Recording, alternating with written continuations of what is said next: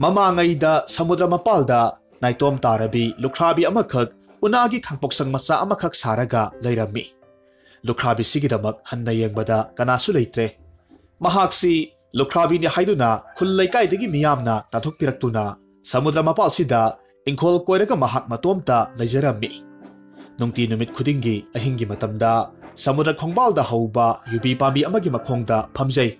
Aduga nongdol thakta naitom ngaliba thajada mamitagi mapi sintharaga yengjarami. Aduga asumna hek hek hairami. Ita thaja nangidi nasa yamna lei hainaido. Aduna nahakti matam supada momonta noktuna nongdol thakta nganthoiri. Adubu aidi mamingtagi hingbatang ngaire. Mayamna aibu inthokpire. Hingbagi mahau phawba yawda aidi kapna leledo. Ita nahakna aigi awabase ubirabadi. Ita aigi isa amatang aigi laminanaba pinabiyudo. Asumna lukrabi asina nungti numit khudingi kapla duna hajarami. Adubu thaja mahakti karisu khumlamda lepa leite adumak chatkhi. Nongmadi lukrabi asina asumna khalami. Ay hakse hingbagi karisu kanadre. Ayna hingibase punsi kaugde. Malemse lumnabani. Aygi punsi sibu punsiro. Asumna hingadabagi saruk sikibana saruk chame hena pai. Ay ngasidi samudra sidagi nga amakak pharaga haongna thonglaga charage. Aduga aygi isase samudra irol nungda luplaga itomta thawaisi thakrage. Lukrabi du asumna sap yungna khaladuna mirang mahumdagi lang singlammi. Aduga in amakak sarami. Aduga samudrada indu tharami. Nga amakak phanaba yamna kanna honajai. Adubu nga di ama phawga pharamde. Yasanglakpa matamda nga amakak phabadagi lukrabi du magi khangpoksangda nga du puraklaga thonglammi. Aduga sarami. Mahakna thongliba nga do asukki matik hawrammi. Mahakna matomta asumna amuksu khanjai. Aigi punsigi oiba aroiba saklanchidi asukki matik hawkreda. Adubu asigumba saklan kaya sanabagidamak ai hingbadi hinglaro. Asi khaladuna maha khangpoksangdudagi thoraklammi. Aduga samudra romda asum kumtharaklammi. Samudragi isingduda magi saram yawba phawba kumtharaklabada matamduda ngasai makai thajagi menglaba mangalna pungan ngalambadusu khanghaudana pummam hek mamkhre. Asumna torokpaduda lukrabi dusu yamna ngakna korei leraga yengi.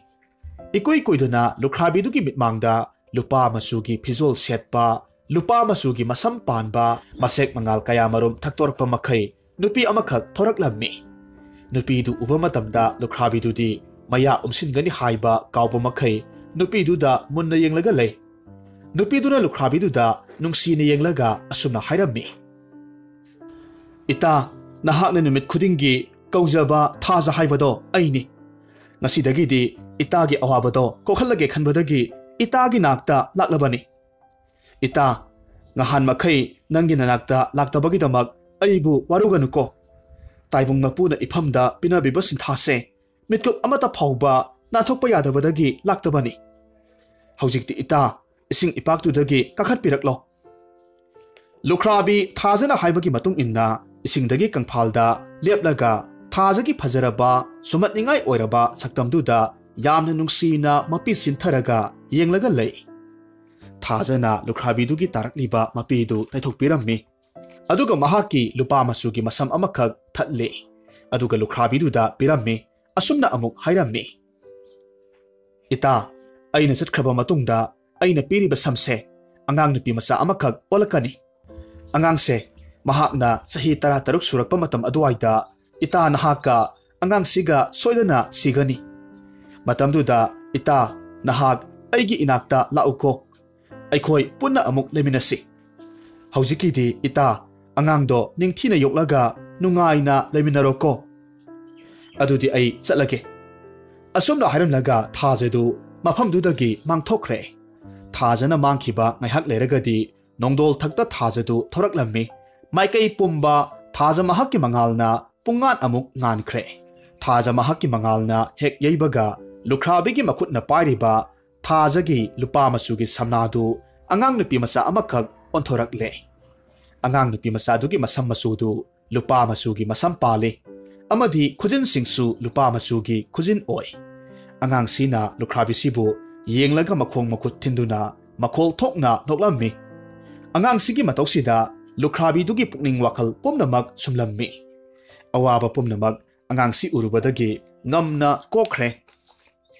angang sida ngaihak yenglaba matungda lukhrabi na nongthakta yenglaga thaja mangonda asumna amuk hairammi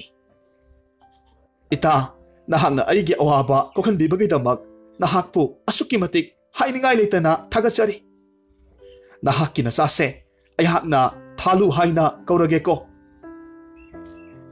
asumna numitsidagi hauna thajagi masasi lukhrabi na yokhi nongma hokibana sahi ahum mapung pharakle nongmagi numidang amadani mama masadu numidangi saklen saminaraga yubi makuna saba tumphamduda tuminarami adubu lukhrabi-duna ahingda mitkap thorakpa matamdadi thalu manakta leiramdre masa leiramdrabaduda phuk launa hogatli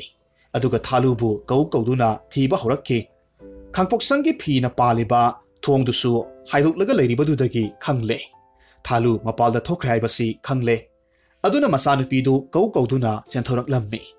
adubu ihang hanglaba mapalduda mahak masagi khonjil natana kanasu leibagi samin phanglamde amaromda samudragi iraw kholsu kana tarammi iraw kholdu taruvada samudragi ithak ipomna masabu chenkhraboi-ningduna samudra khongbalduda chentharammi aduga phamduna masabu kauduna kapcharammi kappa yaba kaplabagi tungda samudragi ipaktuda masi lengda munna yenglaga lei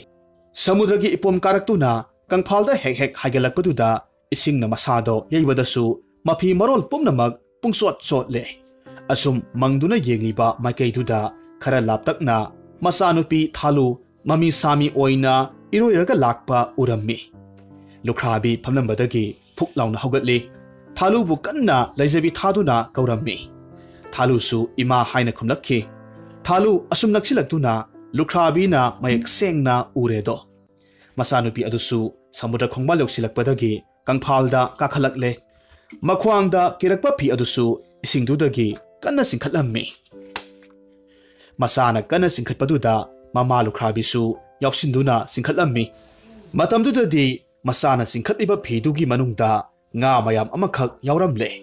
lukhrabi masagi matawduda yamnasu ngaklammi amadi yamnasu pakhatlammi lukhrabi na masanupidu chejet konsilammi asumna hairammi imagi bema nahak matung manawdi asumna tawganuko adubu thaluna asumna khumlakhi ima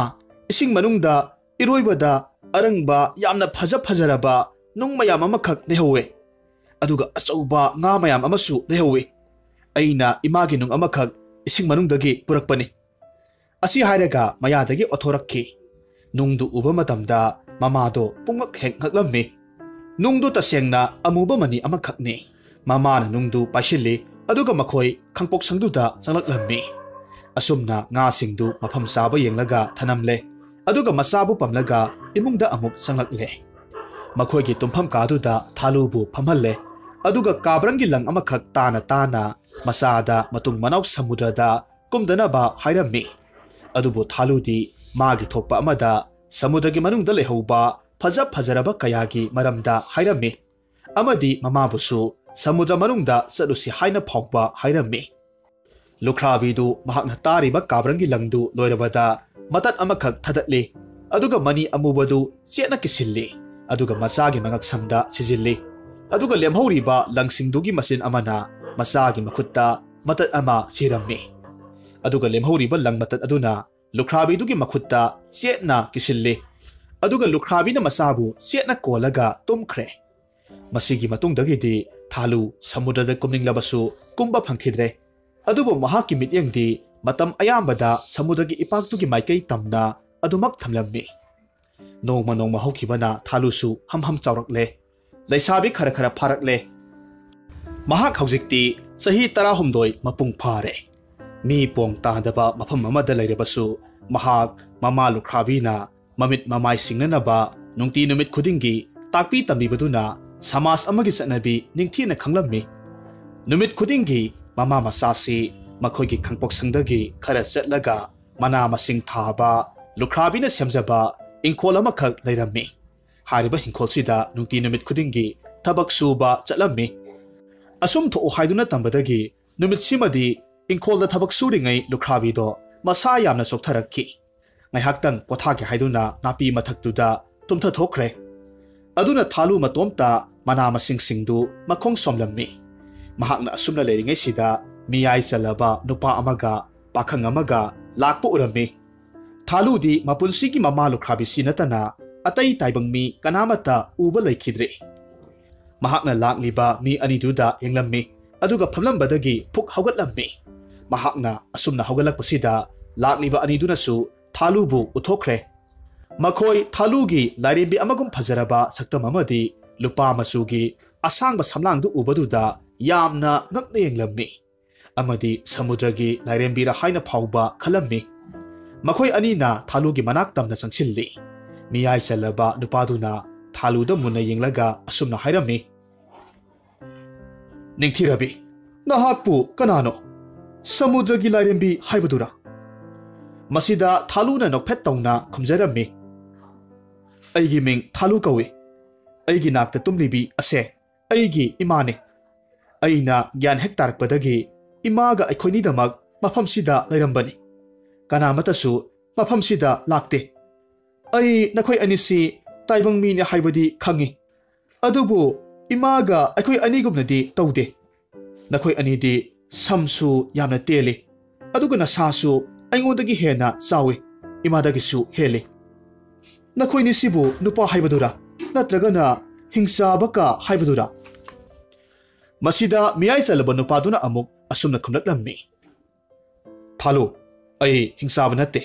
ताइबंगमीने नुपाने अमसिना अइगी इसा नुपाने ममिंगना लैखम कवे असुमना हाइबा लोइबगदी थालोगी मंगक समदा सिरिबा अमुबा मनिदो उरक्लम्मी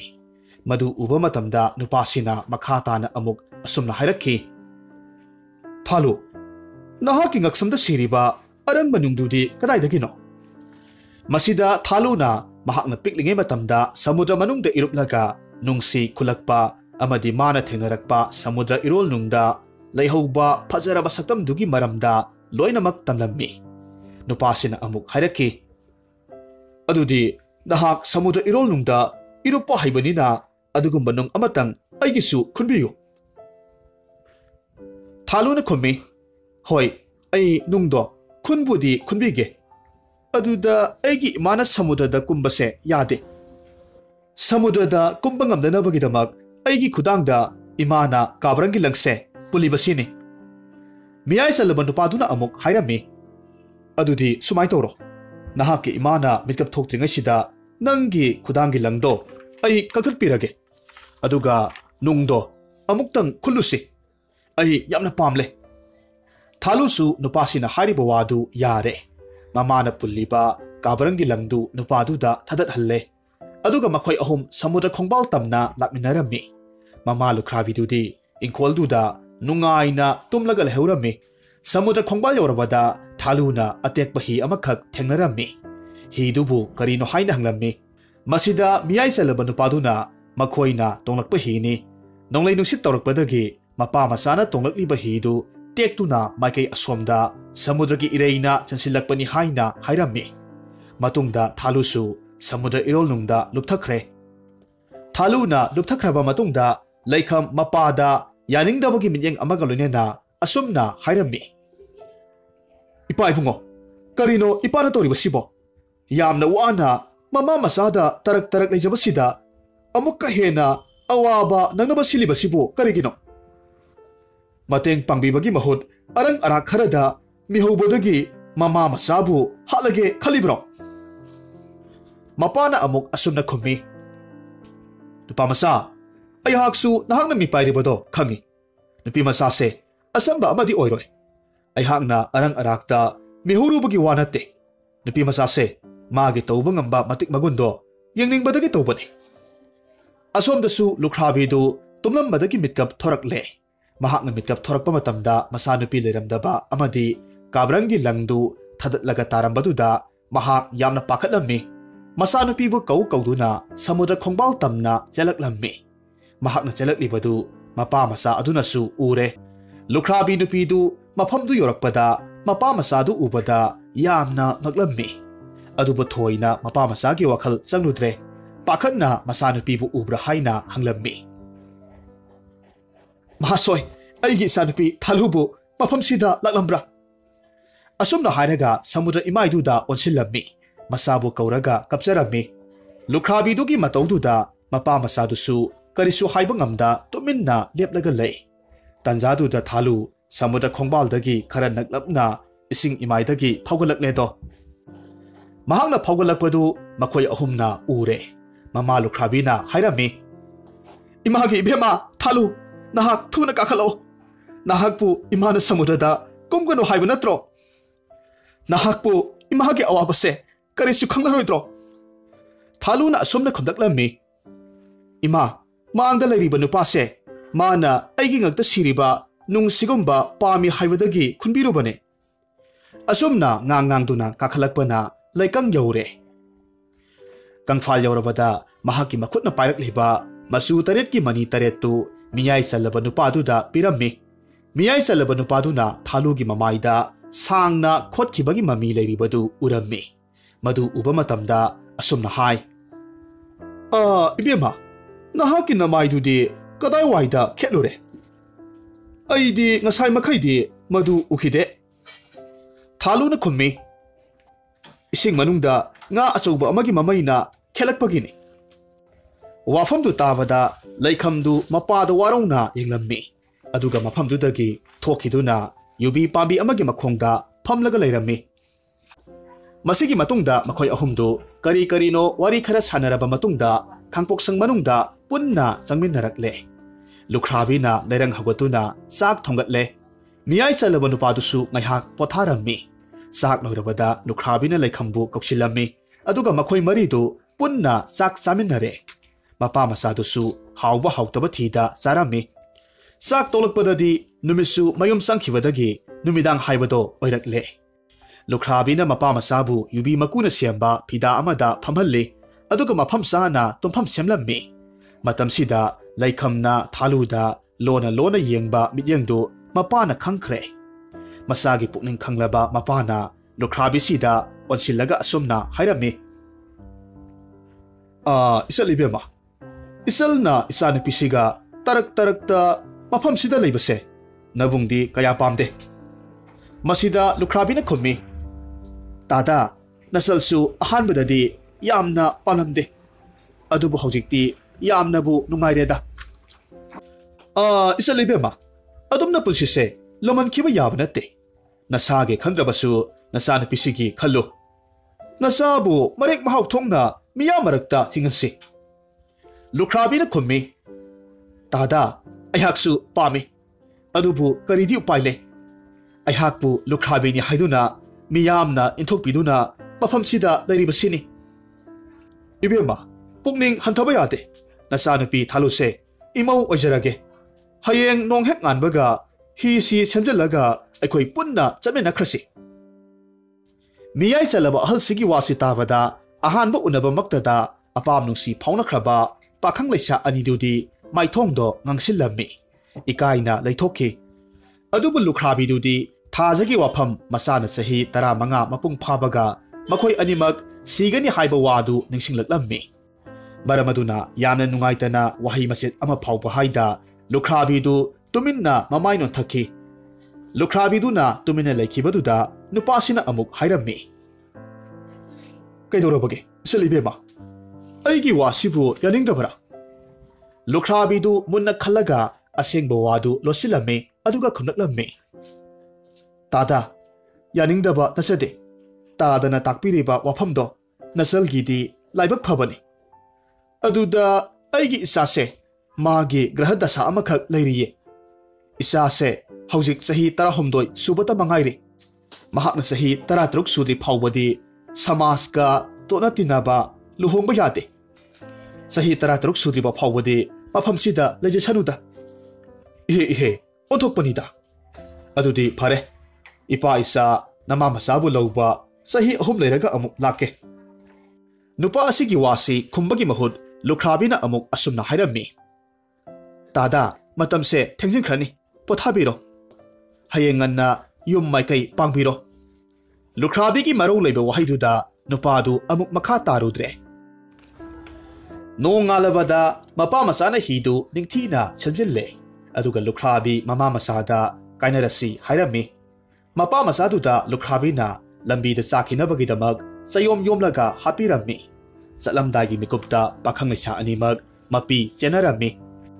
ꯃꯤꯠꯌꯦꯡ ꯇꯥꯝꯈꯤꯗ꯭ꯔꯤꯕ ꯐꯥꯎꯕ ꯃꯃꯤꯠ ꯀꯨꯞꯇꯕ ꯃꯈꯩ ꯍꯤ ꯍꯣꯟꯗꯨꯅ ꯆꯠꯈ꯭ꯔꯤꯕ ꯃꯄꯥ ꯃꯆꯥꯕꯨ ꯌꯦꯡꯖꯔꯝꯃꯤ ꯂꯩꯈꯝꯁꯨ ꯑꯗꯨ ꯃꯉꯥꯏ ꯇꯨꯡ ꯍꯟꯗꯨꯅ ꯊꯥꯂꯨꯕꯨ ꯌꯦꯡꯖꯩ ꯅꯨꯃꯤꯠ ꯍꯨꯝꯅꯤ ꯆꯠꯂꯕ ꯃꯇꯨꯡꯗ ꯃꯄꯥ ꯃꯆꯥꯗꯣ ꯃꯌꯨꯝ ꯌꯧꯔꯦ ꯂꯩꯈꯝꯒꯤ ꯃꯃꯥꯅ ꯋꯥꯅ ꯃꯄꯥ ꯃꯆꯥꯕꯨ ꯉꯥꯏꯖꯔꯝꯃꯤ ꯉꯥꯏꯍꯥꯛ ꯄꯣꯊꯥꯔꯕ ꯃꯇꯨꯡꯗ ꯃꯄꯥꯅ ꯃꯃꯥꯗ ꯊꯥꯂꯨꯒꯤ ꯃꯇꯥꯡꯗ ꯋꯥꯔꯤ ꯀꯌꯥꯃꯔꯨꯝ ꯁꯥꯔꯝꯃꯤ ꯃꯃꯥꯗꯨꯁꯨ ꯊꯥꯂꯨꯕꯨ ꯃꯃꯧ ꯑꯣꯏꯖꯅꯤꯡꯂꯝꯃꯤ ꯂꯩꯈꯝꯁꯨ ꯄꯟꯊꯕ ꯇꯧꯗ ꯂꯥꯏ ꯌꯦꯛꯄ ꯅꯨꯄꯥ ꯑꯃꯒꯤ ꯃꯅꯥꯛꯇ ꯂꯥꯛꯂꯝꯃꯤ ꯑꯗꯨꯒ ꯃꯍꯥꯛꯅ ꯎꯔꯛꯈꯤꯕ ꯊꯥꯂꯨꯒꯤ ꯅꯤꯡꯊꯤꯔꯕ ꯃꯑꯣꯡ ꯃꯇꯧꯗꯨ ꯂꯣꯏꯅꯃꯛ ꯍꯥꯏꯔꯒ ꯂꯥꯏ ꯑꯣꯏꯅ ꯌꯦꯛꯊꯣꯛꯍꯜꯂꯝꯃꯤ ꯌꯦꯛꯄ ꯂꯣꯏꯔꯕ ꯊꯥꯂꯨꯒꯤ ꯁꯛꯇꯝꯗꯨ ꯄꯨꯔꯛꯂꯝꯃꯤ ꯑꯗꯨꯒ ꯃꯍꯥꯛꯀꯤ ꯀꯥꯗ ꯊꯦꯠꯂꯝꯃꯤ ꯅꯨꯡꯇꯤ ꯅꯨꯃꯤꯠ ꯈꯨꯗꯤꯡꯒꯤ ꯅꯨꯃꯤꯠ ꯊꯥ ꯌꯦꯡꯕꯒꯨꯝ ꯌꯦꯡꯖꯕꯁꯤꯅ ꯂꯩꯈꯝꯒꯤ ꯑꯄꯦꯟꯕ ꯍꯥꯏꯕꯗꯣ ꯑꯣꯏꯖꯔꯝꯃꯤ ꯑꯃꯗꯤ ꯃꯈꯨꯠ ꯈꯨꯠꯁꯥ ꯊꯦꯛꯇꯨꯅ ꯆꯍꯤ 3 ꯁꯨꯒꯗꯕ ꯉꯥꯏꯕꯗ ꯋꯥꯖꯔꯝꯃꯤ ꯇꯁꯦꯡꯅ ꯂꯩꯈꯝ ꯊꯥꯂꯨꯒꯤ ꯋꯥꯈꯜꯗ ꯄꯨꯡꯉꯥꯎ ꯉꯥꯎꯔꯦ ꯊꯥꯂꯨ ꯅꯠꯇꯕ ꯀꯔꯤꯁꯨ ꯑꯃꯠꯇ ꯃꯥꯒꯤ ꯋꯥꯈꯜꯗ ꯀꯔꯤꯃꯠꯇ ꯆꯪꯈꯤꯗ꯭ꯔꯦ ꯆꯍꯤ 3 ꯁꯨꯒꯗꯧꯕ ꯊꯥ 3 ꯋꯥꯠꯂꯤꯉꯩ ꯃꯇꯝꯗ ꯂꯩꯈꯝꯒꯤ ꯃꯄꯥ ꯑꯃꯗꯤ ꯃꯃꯥ ꯄꯨꯟꯅ ꯑꯀꯟꯕ ꯂꯩꯅꯥ ꯑꯃꯗꯒꯤ ꯂꯩꯈꯤꯗ꯭ꯔꯦ ꯃꯃꯥ ꯑꯃꯗꯤ ꯃꯄꯥ ꯄꯨꯟꯅ ꯂꯩꯈꯤꯗ꯭ꯔꯕꯗꯨꯗ ꯂꯩꯈꯝ ꯋꯥꯈꯜ ꯌꯥꯝꯅ ꯅꯨꯡꯉꯥꯏꯔꯝꯗꯦ ꯑꯗꯨꯅ ꯃꯍꯥꯛ ꯊꯥꯂꯨꯒꯤ ꯃꯅꯥꯛꯇ ꯆꯠꯄꯗꯨ ꯆꯍꯤ 3ꯗꯒꯤ ꯊꯥ 8 ꯑꯃꯒ ꯑꯃꯨꯛ ꯆꯣꯟꯊꯔꯝꯃꯤ ꯃꯁꯤꯒꯤ ꯃꯇꯨꯡꯗ ꯅꯣꯡꯃ ꯃꯍꯥꯛ ꯍꯤ ꯍꯣꯜꯂꯒ ꯊꯥꯂꯨꯒꯤ ꯂꯩꯐꯝ ꯇꯝꯅ ꯂꯥꯛꯂꯝꯃꯤ ꯅꯨꯃꯤꯠ 6ꯅꯤꯒꯤ ꯃꯇꯨꯡꯗ ꯊꯥꯂꯨꯅ ꯂꯩꯔꯤꯕ ꯁꯃꯨꯗ꯭ꯔ ꯈꯣꯡꯕꯥꯜꯗꯨꯗ ꯌꯧꯔꯛꯂꯝꯃꯤ ꯃꯍꯥꯛꯅ ꯍꯣꯜꯂꯛꯂꯤꯕ ꯍꯤ ꯑꯗꯨ ꯐꯥꯎꯕ ꯄꯨꯟꯁꯤꯜꯂꯝꯕ ꯇꯧꯗ ꯊꯥꯂꯨꯕꯨ ꯀꯧꯔꯒ ꯀꯤꯟꯊꯕ ꯍꯧꯔꯕ ꯎꯅꯥꯒꯤ ꯈꯥꯡꯄꯣꯛꯁꯪ ꯑꯗꯣꯝ ꯇꯝꯅ ꯆꯪꯁꯤꯜꯂꯛꯂꯝꯃꯤ ꯈꯥꯡꯄꯣꯛꯁꯪꯗꯨꯒꯤ ꯃꯅꯨꯡꯗ ꯍꯦꯛ ꯆꯪꯁꯤꯜꯂꯛꯄ ꯃꯇꯝꯗꯗꯤ ꯃꯤꯔꯥꯡ ꯃꯍꯨꯝ ꯉꯥꯛꯇ ꯊꯨꯔꯝꯃꯤ ꯃꯤꯔꯥꯡꯁꯤꯡꯗꯨ ꯃꯈꯨꯠꯅ ꯀꯟꯊꯔꯒ ꯑꯁꯨꯝ ꯆꯪꯁꯤꯜꯂꯛꯄ ꯃꯇꯝꯗ ꯎꯔꯦ ꯃꯃꯥꯡꯗ ꯐꯩꯅ ꯁꯔꯨ ꯄꯣꯂꯥꯡ ꯑꯅꯤꯈꯛ ꯇꯥꯔꯒ ꯂꯩꯕꯗꯣ ꯎꯔꯦ ꯁꯔꯨ ꯄꯣꯂꯥꯡ ꯑꯃꯒꯤ ꯃꯉꯛꯁꯝꯗ ꯑꯃꯨꯕ ꯃꯅꯤ ꯑꯃꯈꯛ ꯁꯤꯔꯝꯃꯤ ꯑꯃꯨꯕ ꯃꯅꯤ ꯁꯤꯔꯤꯕꯗꯨ ꯊꯥꯂꯨꯒꯤ ꯁꯔꯨ ꯄꯣꯂꯥꯡꯅꯤ ꯍꯥꯏꯕꯁꯤ ꯈꯪꯂꯦ ꯁꯔꯨ ꯄꯣꯂꯥꯡꯗꯨꯕꯨ ꯀꯣꯟꯈꯠꯂꯒ ꯊꯥꯂꯨꯕꯨ ꯀꯧꯔꯒ ꯀꯞꯆꯔꯝꯃꯤ ꯀꯞꯄ ꯌꯥꯕ ꯀꯞꯂꯕ ꯃꯇꯨꯡꯗ ꯂꯩꯈꯝ ꯊꯥꯂꯨꯒꯤ ꯁꯔꯨ ꯄꯣꯂꯥꯡꯗꯨ ꯀꯣꯜꯂꯒ ꯇꯨꯃꯤꯟꯅ ꯃꯪꯂꯒ ꯂꯩꯈ꯭ꯔꯦ ꯃꯍꯥꯛꯅ ꯑꯁꯨꯝꯅ ꯇꯧꯔꯤꯕꯁꯤ ꯊꯥꯒꯤ ꯂꯩꯃꯥꯏꯗꯒꯤ ꯊꯥꯂꯨ ꯂꯨꯈ꯭ꯔꯥꯕꯤ ꯑꯃꯗꯤ ꯊꯥꯖꯅ ꯎꯔꯝꯃꯤ ꯊꯥꯂꯨꯁꯨ ꯂꯩꯈꯝꯒꯤ ꯃꯇꯧꯗꯨꯗ ꯀꯞꯂꯒ ꯂꯩꯔꯦꯗꯣ ꯅꯨꯃꯤꯠ ꯀꯌꯥꯅꯤ ꯍꯧꯈ꯭ꯔꯦ ꯂꯩꯈꯝ ꯃꯁꯤ ꯂꯦꯡꯗ ꯊꯥꯂꯨꯒꯤ ꯁꯔꯨ ꯄꯣꯂꯥꯡꯗꯨ ꯀꯣꯜꯂꯒ ꯃꯍꯥꯛ ꯃꯄꯤ ꯆꯗꯨꯝ ꯇꯥꯔꯒ ꯑꯗꯨꯃꯛ ꯀꯞꯂꯒ ꯂꯩꯔꯝꯃꯤ ꯃꯇꯝ ꯌꯥꯝꯅ ꯁꯥꯡꯅ ꯅꯨꯃꯤꯠ ꯀꯌꯥꯅꯤ ꯑꯗꯨꯝꯅ ꯂꯩꯔꯛꯄꯗꯨꯗ ꯃꯁꯥꯗꯨꯁꯨ ꯌꯥꯝꯅ ꯁꯣꯛꯆꯤꯜꯂꯦ ꯀꯣꯛꯐꯥꯏ ꯁꯨꯖꯥꯅ ꯑꯌꯥꯝꯕ ꯀꯥꯈꯠꯂꯛꯂꯦꯗꯣ ꯊꯥꯂꯨꯁꯨ ꯀꯅꯥꯁꯨ ꯄꯨꯟꯗ ꯀꯞꯂꯒ ꯂꯩꯈ꯭ꯔꯦ ꯊꯥꯖꯅ ꯃꯈꯣꯏ ꯑꯅꯤꯃꯛꯀꯤ ꯃꯇꯧꯗꯨ ꯌꯦꯡꯕ ꯉꯝꯗꯕꯗꯒꯤ ꯅꯨꯡꯁꯤꯠ ꯑꯣꯟꯗꯨꯅ ꯆꯠꯂꯝꯃꯤ ꯑꯗꯨꯒ ꯂꯩꯈꯝꯒꯤ ꯃꯅꯥꯀꯣꯡꯗ ꯑꯁꯨꯝꯅ ꯆꯤꯔꯣꯜ ꯇꯧꯔꯝꯃꯤ ꯂꯩꯈꯝ ꯅꯍꯥꯛꯅ ꯑꯃꯨꯛ ꯍꯟꯅ ꯊꯥꯂꯨꯕꯨ ꯍꯤꯡꯒꯠꯍꯟꯕ ꯄꯥꯝꯂꯕꯗꯤ ꯅꯣꯡꯄꯣꯛ ꯄꯥꯡꯅ ꯑꯁꯨꯝ ꯆꯠꯂꯨ ꯑꯗꯨꯒ ꯎꯟꯒꯤ ꯆꯤꯡꯖꯥꯎ ꯑꯃꯈꯛ ꯊꯦꯡꯅꯒꯅꯤ ꯆꯤꯡꯖꯥꯎꯗꯨꯒꯤ ꯃꯇꯣꯜ ꯌꯧꯅꯕ ꯑꯁꯨꯝ ꯂꯦꯞꯇꯅ ꯀꯥꯈꯠꯂꯨ ꯃꯗꯣ ꯅꯨꯃꯤꯠ 109 ꯆꯪꯕꯅꯤ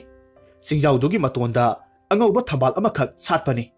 ꯊꯝꯕꯥꯜꯗꯣ ꯀꯔꯤꯒꯨꯝꯕ ꯊꯥꯂꯨꯒꯤ ꯁꯔꯨ ꯄꯣꯂꯥꯡꯁꯤꯒꯤ ꯃꯔꯥꯏꯕꯛ ꯃꯄꯥꯗ ꯊꯝꯕꯥꯜꯗꯨ ꯊꯝꯂꯕꯗꯤ ꯃꯍꯥꯛ ꯇꯥꯏꯕꯪ ꯃꯤ ꯁꯣꯏꯗꯅꯃꯛ ꯑꯣꯜꯂꯛꯀꯅꯤ ꯋꯥꯐꯝꯗꯨ ꯇꯥꯕꯗ ꯂꯩꯈꯝꯅ ꯍꯥꯏꯔꯝꯃꯤ ꯑꯩ ꯍꯧꯖꯤꯛꯃꯛ ꯆꯠꯀꯅꯤ ꯑꯁꯤ ꯍꯥꯏꯔꯒ ꯊꯥꯂꯨꯒꯤ ꯁꯔꯨ ꯄꯣꯂꯥꯡꯗꯨ ꯃꯔꯥꯏꯕꯛꯇ ꯅꯨꯡꯁꯤꯅ ꯆꯨꯞꯄꯤꯔꯝꯃꯤ ꯑꯗꯨꯒ ꯑꯁꯨꯝꯅ ꯑꯃꯨꯛ ꯍꯥꯏꯔꯛꯈꯤ ꯑꯩꯒꯤ ꯅꯨꯡꯁꯤꯔꯕꯤ ꯑꯩꯍꯥꯛꯅ ꯆꯠꯂꯤꯕ ꯊꯕꯛꯁꯦ ꯇꯁꯦꯡꯅ ꯑꯩꯅ ꯅꯪꯕꯨ ꯅꯨꯡꯁꯤꯕꯃꯛ ꯑꯣꯏꯔꯕꯗꯤ ꯃꯥꯏ ꯄꯥꯛꯂꯛꯀꯦꯀꯣ ꯑꯁꯤ ꯍꯥꯏꯔꯝꯂꯒ ꯊꯥꯂꯨꯒꯤ ꯁꯔꯨ ꯄꯣꯂꯥꯡꯗꯨ ꯂꯩꯃꯥꯏꯗ ꯊꯅꯝꯂꯦ ꯅꯣꯡꯄꯣꯛ ꯃꯥꯏꯀꯩ ꯄꯥꯡꯅ ꯂꯥꯛꯂꯝꯃꯤ ꯑꯁꯨꯝ ꯂꯥꯛꯄꯅ ꯃꯍꯥꯛ ꯅꯨꯃꯤꯠ 8ꯅꯤꯒꯤ ꯃꯇꯨꯡꯗ ꯎꯟꯒꯤ ꯑꯆꯧꯕ ꯆꯤꯡꯖꯥꯎꯗꯣ ꯊꯦꯡꯅꯔꯦ ꯂꯩꯈꯝ ꯑꯐꯪ ꯑꯐꯪꯕ ꯆꯥꯔꯒ ꯇꯨꯝꯕ ꯃꯆꯦꯠ ꯆꯥꯕ ꯃꯆꯦꯠ ꯆꯤꯡꯖꯥꯎꯗꯨꯒꯤ ꯀꯜꯂꯕ ꯅꯨꯡꯁꯤꯠ ꯀꯌꯥ ꯃꯔꯛꯇ ꯂꯦꯞꯄ ꯂꯩꯇꯅ ꯀꯥꯈꯠꯂꯛꯂꯝꯃꯤ ꯅꯨꯃꯤꯠ 50ꯅꯤꯗꯤ ꯍꯧꯖꯤꯟꯈ꯭ꯔꯦ ꯑꯗꯨꯕꯨ ꯃꯊꯛꯇꯒꯤ ꯑꯣꯟꯊꯔꯛꯄ ꯎꯟꯒꯤ ꯅꯨꯡꯖꯥꯎ ꯑꯃꯈꯛꯅ ꯅꯟꯕꯗꯒꯤ ꯃꯈꯥꯗ ꯑꯃꯨꯛ ꯇꯥꯔꯛꯂꯝꯃꯤ ꯑꯁꯨꯝꯅ ꯑꯃꯨꯛ ꯑꯣꯟꯊ ꯑꯃꯨꯛ ꯀꯥꯈꯠ ꯇꯧꯕꯗ ꯅꯨꯃꯤꯠ 100ꯅꯤꯗꯤ ꯍꯧꯖꯤꯟꯈ꯭ꯔꯦ ꯑꯗꯨꯕꯨ ꯃꯃꯩ ꯊꯪꯗ ꯆꯤꯡꯗꯣꯟ ꯌꯧꯔꯒ naitom satpa thambal angawbadu heklaga puraklammi aduga singdu kumtharakpa matamda soibadagi thambaldu makhutagi nathoklaga makhada takhre thambal takibaduda singdudagi thambaldu phangnanaba mahaksu chentharaklammi thambaldusu mahaktusu punna singkhongda senba turel amada punna tasilli adubu thambaldudi turelgi ireina kanna chenthakre mahaksu iroiduna thambaldu kanna tanai adubu onthokpani thambaldu gumbhirna pikthana leiba pat amagi iyaida leithokredo